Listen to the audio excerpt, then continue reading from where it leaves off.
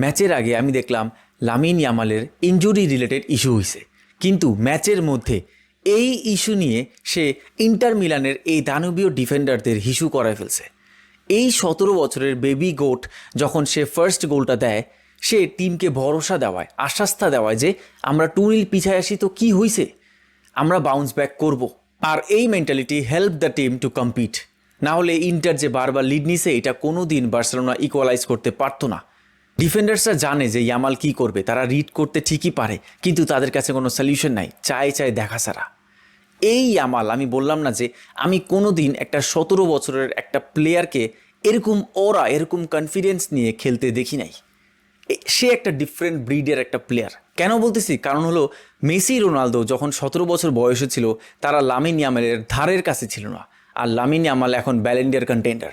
Lamine Yamal এখন বার্সেলোনার মতন একটা টিমকে ক্যারি করতেছে, বার্সেলোনাকে হেল্প করতেছে ইন এভরি পসিবল ওয়ে। আর তার সঙ্গী হিসেবে আছে রাফিনিয়া, পেড্রি, যারা আজকে রিটায়ার করলে কালকে তাদেরকে লেজেন্ডের লিস্টে এন্ট্রি করে দেওয়া লাগবে। দেখেন, আজকের যে গেমটা ছিল, এটা ছিল best attack versus best defence. আমি ইন্টারকে বলতে চাই যে এই বেস্ট অ্যাটাকের এগেনস্টে তোমরা কতক্ষণ ডিফেন্স করবা, কতক্ষণ? তোমাদের বেস্ট ডিফেন্স যে পুরা চ্যাম্পিয়ন্স লিগে মাত্র 5টা গোল খাইছে, তারা 90 মিনিটে বার্সেলোনার কাছে 3টা গোল খাইয়ে ফেলছে। তো এর মানে তোমার বেস্ট ডিফেন্স বেস্ট অ্যাটাকের কাছে কিন্তু আপাতত ডিফিটেড।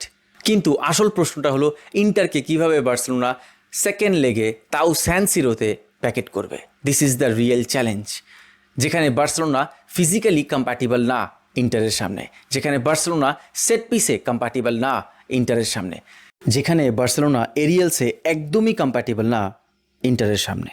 ইন্টার মিলান 5-7 হাজার বছর আগের কিছু ডিফেন্ডার্সদের আমার কাছে মনে হয় যে নিয়ে আসছে পৃথিবীতে। নাহলে 6.5 ফিটের এই এক একটা ডিফেন্ডার দানবীয়। তাদের যদি স্ট্রাকচার, তাদের বিল্ডটা দেখেন। আর বার্সেলোনার যেই হাইলাইন ডিফেন্স, এটা কিন্তু আমরা আজকে ব্রেক হইতে দেখছি। লতারো মার্টিনেজ সেকেন্ড হাফে ছিল না।